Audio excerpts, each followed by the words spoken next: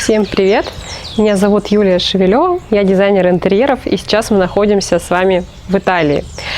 У меня очень много проектов связано с классическими интерьерами, и мои клиенты часто просят элементы классического стиля в свои интерьеры. Поэтому в этом видео я бы хотела вам рассказать на примере реальной виллы, выполненной в классическом итальянском стиле, какие же приемы и особенности характерны для данного направления.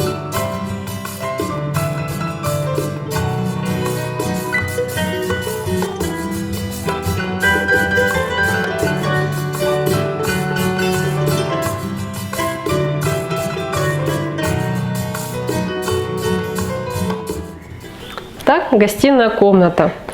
Большая самая комната во всем доме. Здесь у нас расположена диванная группа, состоящая из маленького дивана и побольше. Телевизор, камин и декоративные различные предметы. Она выполнена в классическом итальянском стиле. Собственно говоря, как весь интерьер. На полу использован тот же самый камень. Самое приятное, что в зависимости от помещения, то есть материал использован одинаковый, но плиточки сами разных размеров, и они одного цвета, но за счет того, что продуман тщательный рисунок укладки, пол смотрится достаточно богато и интересно.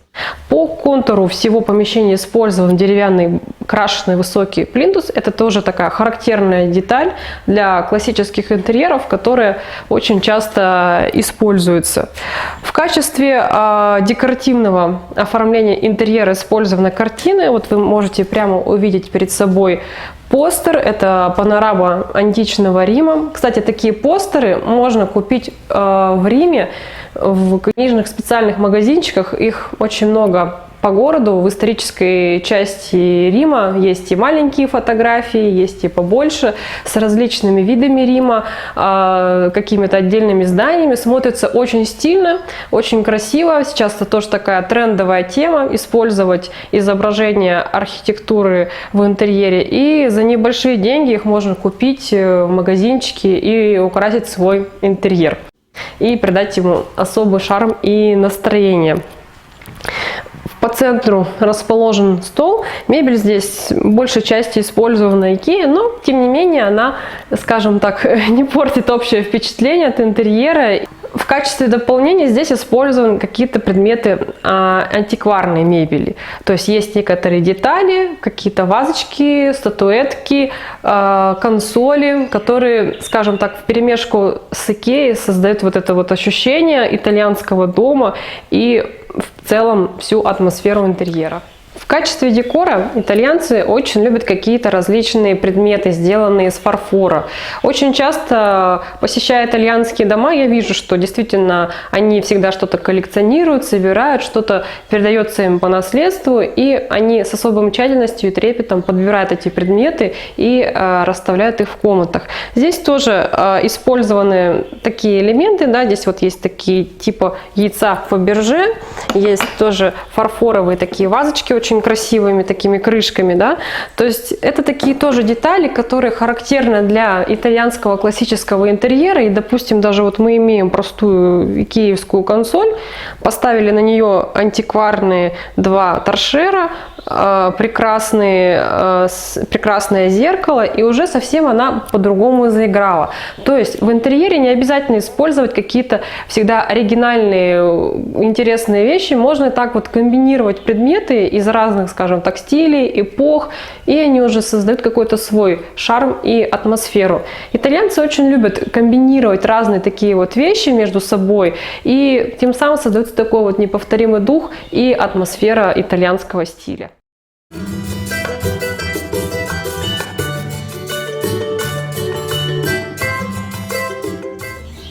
Кухня-гостиная. Здесь столовая зона поделена на две части. Это непосредственно сама столовая, и здесь еще за перегородкой спрятана техническая часть, скажем так, кухни. Тоже такой прием, который часто встречается в классических интерьерах, когда у нас кухня отделена от зоны приема пищи, чтобы можно было, скажем так, не показывать всю вот эту вот бытовую часть и уже готовить блюда и просто их выносить сюда, скажем так, на столовую часть. Тоже сейчас достаточно часто используют такое решение для проектирования частных интерьеров. Отдельно еще хотела сказать про электрику, да, то, что у итальянцев есть свой стандарт розеток и выключателей, да, вы видели, наверное, что это узкие такие, скажем так, суппорты, в которые вставлены у нас либо розетки, либо выключатели. Этот итальянский стандарт, если он вам особенно нравится и вы хотите его использовать в своем интерьере, можно также заказать. То есть, когда вы проектируете электрику в своем доме, и вы, если хотите делать вот такие вот узкие выключатели и розетки, как у итальянцев, вы можете обратиться, допустим, в крупную компанию, которая занимается поставкой электроустановки, и заранее заказать вот такие электроустановочные изделия. То есть у них идет коробка, которая вставляется внутрь стены, своего стандарта. Это возможно в России, то есть некоторые у меня проекты были выполнены по такой схеме, когда клиенты очень сильно хотели вот именно такого дизайна выключателей. То есть мы на этапе электрики, когда электрик должен был выйти нам на объект, заранее заказали все эти электроустановочные изделия, пришли коробки, электрик под итальянские коробки сделал отверстие, и все это у нас удалось благополучно смонтировать. Так что такие решения также возможны и в России. Так, спальная комната. Здесь использованы светлые тона и легкие кремовые оттенки. Акцентом является мебель. Здесь она выполнена в ковке. Также в этом же решении исполнена часть светильников декоративных и еще использован латунный декор для настольных лампочек. Тумбочки использованы также в темном дереве. И в целом вместе с кроватью они создают такой некий ансамбль. Здесь слева от меня арочный проем. Это такой характерный прием для старинных итальянских вилл, которые, скажем так, создают некую такую анфиладу, когда у нас одно помещение перетекает в другое, и тем самым создается такое некое пространство и ощущение большого такого вот загородного поместья. Текстиль в спальной комнате использован тоже очень нежных легких тонов. Использованы вот для декорирования такие прекрасные подушки из хлопка. Они украшены тесьмой и красивыми кисточками. Покрывало выполнено в стиле пэтчворк. Шторы у нас тоже светлые, с легкими подхватами и кистями.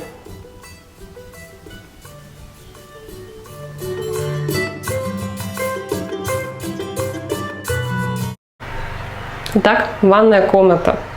Самое, что здесь интересное, это эргономика. Здесь сделали очень небольшую душевую кабину. У нее всего лишь размер 85, и по глубине она всего 60 сантиметров. Это просто какой-то нереальный размер. Вот, я специально всегда вожу с собой рулетку, потому что часто где-то в арендованном жилье попадаются какие-то такие нестандартные решения, и всегда мне интересно, какой же все-таки размер, куда входит человек. Потому что есть стандартные правила эргономики, которым мы всегда придерживаемся при проектировании интерьеров. И всегда мы стараемся, чтобы кабинка была минимум 90 на 90, хотя бы, чтобы человеку как-то удобно было. А здесь всего 60 сантиметров глубиной.